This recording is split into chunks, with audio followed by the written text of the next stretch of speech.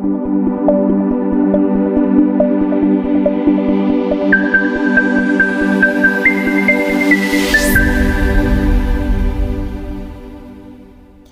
zenu ndugu zangu watazamaji na wafuatiliaji wa Kivu News 4. Karibu sana kwenye kipindi chetu cha habari. Tunatumainia mnaendelea salama na mko katika hali ya mzuri mahali kote ambako mnakaa kwa muda huu. Tunakukaribisha sana kwenye Kivu News 4, chanzo chako cha habari za kuaminika kuhusu matukio yanayoendelea nchini Jamhuri ya Kidemokrasia ya Kongo na ukanda wa maziwa makuu. Katika toleo la leo, tunakuandalia habari muhimu zinazohusu hali ya usalama, maamuzi ya wananchi kupitia maandamano ya amani ya mji kufungwa, pamoja na kauli za viongozi kuhusu maendeleo ya hali ya usalama katika baadhi ya maeneo ya mashariki mwa Jamhuri ya Kidemokrasia ya Kongo. Tunakusihi uendelee kuwa nasi mpaka mwisho wa kipindi hiki, kwa sababu kila taarifa tuliyokuandalia ina umuhimu wake na inaweza kusaidia kuelewa vizuri unavyoendelea. Kama ni mara yako ya kwanza kutazama, karibu sana katika familia ya Kivu News 4. Tafadhali unaweza kubonyeza kitufe cha subscribe, washa alama ya kengele na usisahau kushiriki na wengine ili nao waweze kupata habari zaidi kila siku. Basi bila kupoteza muda, twende moja kwa moja kwenye habari yetu ya kwanza.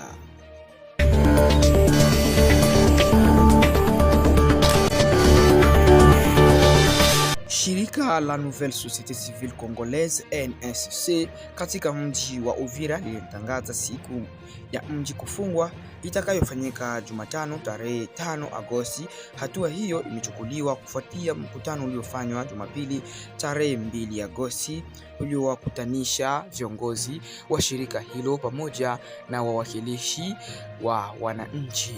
Kwa mujibu wa waandalizi, lengo kuu la maandamano hayo ya amani ni kuonyesha kutoridhishwa na hali ya usalama inayoendelea kuzorota katika maeneo ya kati ya nyanda za juu za wilaya ya Uvira na Fizi, ambako mapigano na hali ya taharuki vinaendelea kuripotiwa. Shirika hilo linasema sababu ya kwanza ya kuitisha siku hiyo ya mji kufungwa ni kuitaka serikali kuu ya Jamhuri ya Kidemokrasia ya Kongo kuchukua hatua za haraka kwa kuzipatia jeshi la Jamhuri ya Kidemokrasia ya Kongo FARDC pamoja na wapiganaji wa wazalendo vifaa vya kisasa vya kijeshi na vifaa vya usafirishaji ili kuimarisha uwezo wao wa kulinda maeneo hayo. Kwa mujibu wa shirika hilo, kuongezwa kwa vifaa hivyo kunaweza kusababisha na kusaidia kuimarisha ulinzi wa wananchi na kuzuia kuendelea kwa mapigano kati ya maeneo ya kati ya nyanda za juu za Uvira pamoja na Fizi. Sababu ya pili iliyotolewa na shirika hilo ni kupinga kile kinachokiita ukimya wa jumuiya ya kimataifa kuhusu ya hali ya usalama mashariki mwa Jamhuri ya Kidemokrasia ya Kongo. Waandalizi wanasema licha ya kuwepo kwa makubaliano mbalimbali yaliyolenga kurejesha amani, bado mapigano yanaendelea, na huku wakidai kuwa waasi wa M23 wanaodaiwa kuungwa mkono na Rwanda kupitia RDF wanaendelea kusonga mbele katika baadhi ya maeneo. Aidha, NSCC limeeleza kuwa hatua hiyo inalenga pia kuonyesha askari wa FARDC pamoja na wanachama wa vikosi vya kujitoa kwa ulinzi wa taifa maarufu kama VDP au wazalendo dhidi ya vitendo vinavyoweza kudhoofisha juhudi za kulinda taifa. Shirika hilo linasema kila anayehusika na ulinzi wa nchi anapaswa kutekeleza wajibu wake kwa uadilifu na uzalendo. Baada ya mkutano huo, viongozi wa shirika la NSC waliwataka wakaaji wote wa Uvira kushiriki kikamili katika siku hiyo ya mji kufungwa kwa kubaki majumbani mwao. Wanasema hatua hiyo ni njia ya amani ya kuonyesha hasira na kutoridhishwa kwa hali ya usalama inaendelea kuwa mbaya katika maeneo ya Uvira pamoja na maeneo ya Fizi. Waandalizi wanaamini kuwa ushiriki mkubwa wa wananchi utatuma ujumbe kwa serikali pamoja na wadau wa kimataifa kwamba wakaaji wa maeneo hayo wanahitaji hatua za haraka za kurejesha amani na usalama. Hata hivyo, hadi sasa mamlaka za shirika hazijatoa tamko rasmi kuhusu wito huo na namna gani mji huo unaweza kufungwa. Pia madai yaliyotolewa na NSC kuhusu kuhusika kwa M23 katika maendeleo ya hali ya usalama hayajapatiwa uthibitisho huru wa vyanzo rasmi. Wakaaji wa Uvira na Fizi wanaendelea kufuatia kwa karibu hali ya usalama, huku wakitarajia kuona hatua zitakazochukuliwa ili kulinda raia na kurejesha utulivu katika maeneo hayo ambayo yameendelea kukumbwa na migogoro kwa muda mrefu. Hiyo ndiyo ilikuwa taarifa yetu ya habari kuhusu tangazo la siku ya mji kuweza kufungwa au Ville Morte lililotolewa na Nouvelle Société Civile Congolaise kwa wakaaji wa Uvira na mkoa wa Kivu Kaskazini.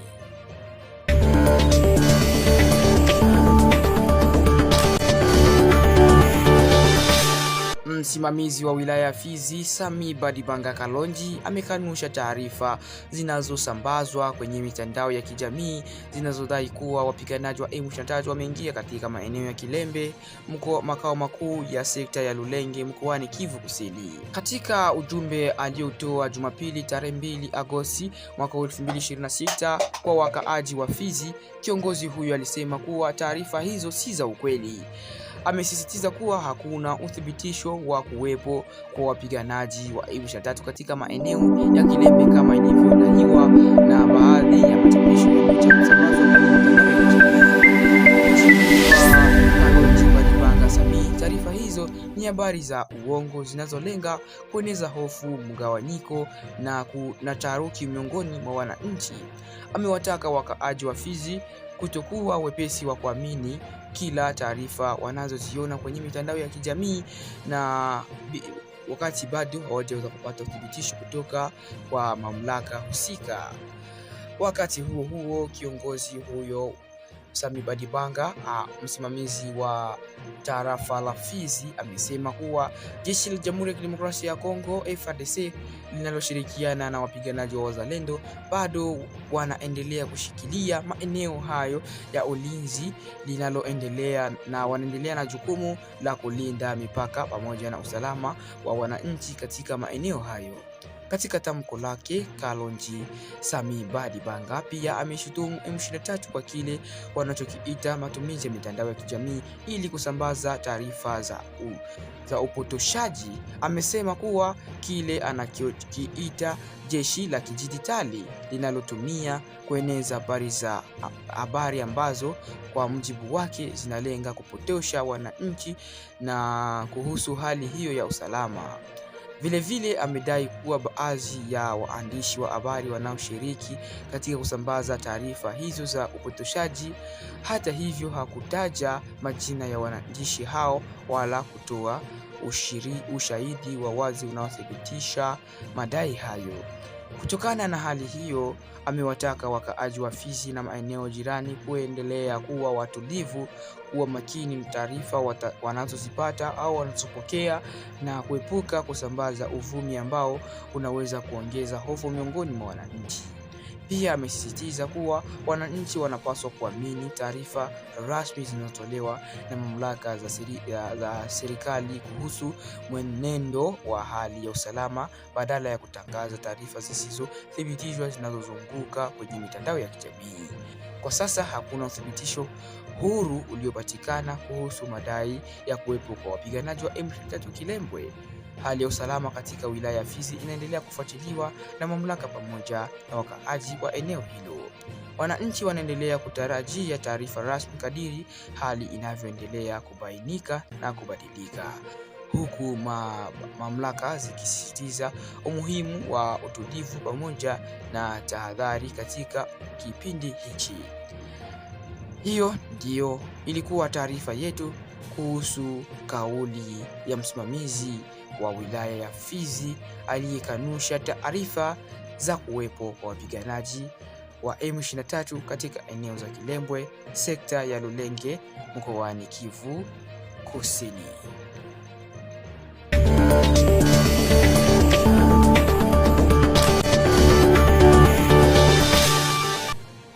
Hali ya usalama inaendelea kuzorota katika sehemu za eneo ya kaskazini ya eneo za Bwito wilayani Rutshuru mkoani Kivu Kaskazini, ambako watu wasiopungua 5 wameweza kufariki dunia, mmoja amejeruhiwa na wengine 2 wameweza kuripotiwa kutolewa ndani ya kipindi cha siku 6 zilizopita. Matukio hayo yamezua hofu kubwa miongoni mwa wakaaji wa Kibirizi na vijiji jirani wanaoendelea kuishi katika mazingira ya wasiwasi kutokana na ongezeko la mashambulizi ya watu wenye silaha. Kwa mujibu wa vyanzo vya maeneo hayo, matukio hayo yanahusishwa na uvamizi wa watu wenye silaha, kuviziwa kwa raia pamoja na visa vya utekaji vinavyoendelea kushuhudiwa katika maeneo mbalimbali tayari limewaathiri na mapigano ya makundi mbalimbali yenye silaha. Tukio hilo la karibu lilitokea jioni ya Jumapili tarehe 2 Agosti katika kijiji cha Kibirizi ndani ya kundi la Mutanda. Watu wenye silaha ambao bado hawajatambuliwa waliingia nyumbani kwa raia mmoja na kumfyatulia risasi. Raia huyo alijeruhiwa vibaya na akakimbizwa katika kituo cha afya kilicho karibu, ambako baadaye anaendelea kupata matibabu. Siku moja kabla ya tukio hilo, watu 2 walitekwa walipokuwa wakifanya kazi katika shamba lao karibu na kijiji cha Kilambo kilichopo katika kundi jirani la Kanyabayonga. Hadi sasa familia zao zinasema hazijapata taarifa yoyote kuhusu walipo wapeleka wapendwa wao, jambo linaloongeza hofu na majonzi kwa wananchi wa eneo hilo. Matukio haya mapya yanakuja siku chache baada ya watu 5 kuuawa katika shambulio la kuvizia lililotokea tarehe 28 Julai katika eneo hilo. Miongoni mwa waliouawa alikuwa Justin Kahiti aliyekuwa mkuu wa kijiji cha Kirima na aliyekuwa ameteuliwa hivi karibuni na muungano wa M23. Pia dereva wake wa pikipiki pamoja na walinzi wake 2 waliuawa katika shambulio hilo lililotokea eneo la Kasekesero. Siku hiyo hiyo mtu mwingine anayejulikana kama mmoja wa watu mashuhuri wa kitongoji cha Kinyati naye aliuawa katika kupigwa risasi, kwa mujibu wa ushuhuda wa wakaaji wa maeneo hayo.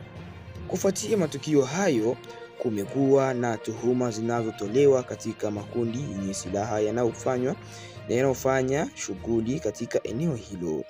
Baadhi ya vyombo vya ndani vinadai kuwa baadhi ya mashambulizi yanahusishwa na wapiganaji wa M23, huku wengine wakieleza kuwa ni mashambulizi ya kulipiza kisasi yanayodaiwa kufanywa na wapiganaji wanaojulikana kama wazalendo.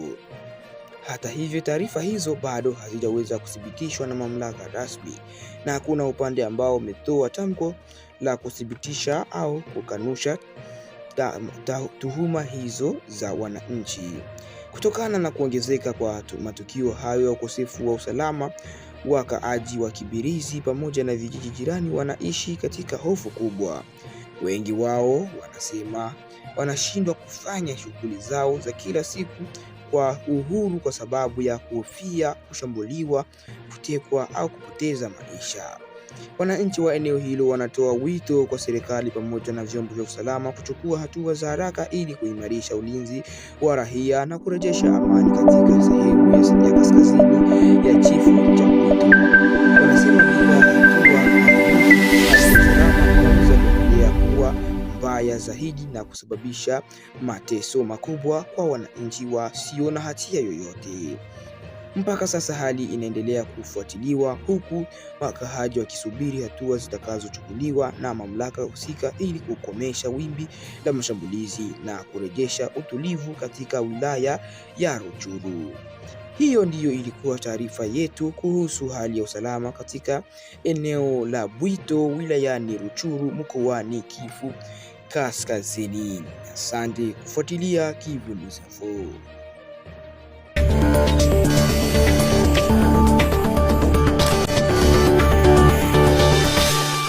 Shughuli nyingi zimesimama katika eneo la Babila Babombi wilayani Mambasa mkoani Ituri baada ya wananchi kuitikia kwa wingi wito wa mgomo wa mji kufungwa.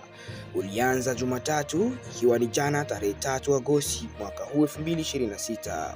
Waandalizi wa mgomo huo wanasema kuwa karibu 90% ya shughuli zote za kijamii na kiuchumi zilisimama, hali ambayo wanaieleza kuwa ni ishara ya kuchoshwa na ukosefu wa usalama pamoja na mnyanyaso unaofanyika kwenye barabara za maeneo hizo. Kwa mjibu wa mratibu wa Nouvelle Société Civile Congolaise ambayo inajulikana kama NCCC katika eneo la Babila Babombi, Muhindo Mamboro Perez, wananchi wengi waliheshimu wito huo kuanzia Turi hadi Makeke. Alisema maduka mengi yalifungwa, masoko hayakufanya kazi na shughuli mbalimbali zilisimama, jambo ambalo linaonyesha kuwa wananchi wamechoshwa na hali ya sasa ya usalama. Muhindo Mamboro Perez anasema lengo la mgomo huo ni kupeleka ujumbe kwa viongozi kwamba wakaaji wa Babila Babombi wanahitaji hatua za haraka dhidi ya mauaji yanayoendelea pamoja na vikwazo na usumbufu wanaokutana nao wanaposafiri kwenda barabara mbalimbali za eneo hilo. Kwa mjibu wa viongozi wa asasi za kiraia, wananchi wamekuwa wakikumbwa na hofu kutokana na mashambulizi yanayohusiana na waasi wa ADF NALU. Wanasema hali hiyo imeathiri maisha ya kila siku, biashara, usafiri na shughuli za kilimo, huku wengi wakihofia usalama wao wanapotembea katika maeneo mbalimbali ya Mambasa. Mbali na suala la usalama, maandalizi pia na malalamiko ya kile wanachokiita mnyanyaso ya barabarani yameweza kufanywa katika siku hiyo. Wanadai kuwa usafiri wa wafanyabiashara hakukumbana na vizuizi vingi vinavyolazimu kutoa fedha mara kwa mara, jambo ambalo linaongeza gharama za maisha na kuathiri uchumi wa wananchi wa kawaida. Baada ya kumalizika kwa siku ya kwanza ya mgomo, Muhindo Mamboro Perez amesema waandalizi wataendelea kufuatilia mwitikio wa wananchi katika siku ya pili kabla ya kutangaza hatua nyingine. Amehimiza wakaaji wote kuendelea kubaki majumbani ili kuhakikisha mgomo huo unafanikiwa kwa kiwango cha juu zaidi. Wakati huo ameongeza kuwa ikiwa hakuna majibu ya kuridhisha kutoka kwa mamlaka husika, hatua nyingine zitaweza kufanywa na kufuatwa. Miongoni mwa hatua zilizotajwa ni kampeni ya kufuatilia namna kodi za ushuru zinavyokusanywa katika eneo lote la Babila Babombi, ikiwa ni sehemu ya kushinikiza viongozi kusikiliza madai ya wananchi. Ikumbukwe kwamba mgomo huo umeandaliwa na muungano wa mashirika ya kiraia yanayofanya kazi katika eneo hilo. Mashirika hayo yanaeleza kuwa lengo lao si kusababisha vurugu, bali kuonyesha kwa njia ya amani kuwa wananchi wamechoshwa na hali ya ukosefu wa usalama pamoja na changamoto zinazowakabili kila siku. Babila Babombi ni moja ya maeneo yaliyopo katika wilaya ya Mambasa mkoani Ituri, karibu na mpaka wa mkoa wa Kivu Kaskazini. Kwa miaka kadhaa sasa, eneo hilo limeendelea kukabiliwa na mashambulizi ya makundi yenye silaha pamoja na matatizo ya usafiri kwenye barabara zake kuu. Hali hiyo imekuwa ikiathiri maisha ya wananchi na maendeleo ya eneo hilo. Hadi sasa mamlaka za serikali bado hazijatoa tamko rasmi kuhusu matokeo ya siku ya kwanza ya mgomo huo. Hata hivyo, wananchi na viongozi wa asasi za kiraia wanaendelea kusubiri hatua za serikali zitakazotolewa na kuweza kurejesha usalama na kuboresha hali ya maisha katika Babila Babombi. Hiyo ndiyo ilikuwa taarifa yetu kuhusu mgomo wa mji wa kufungwa katika eneo la Babila Babombi wilayani Mambasa mkoani Ituri.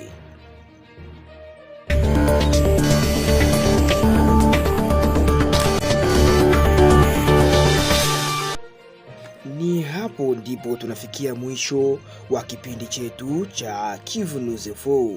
Tunakushukuru sana kwa kuendelea kuwa nasi kutoka mwanzo hadi mwisho. Tunakusihi kuendelea kuwa makini na taarifa unazopokea.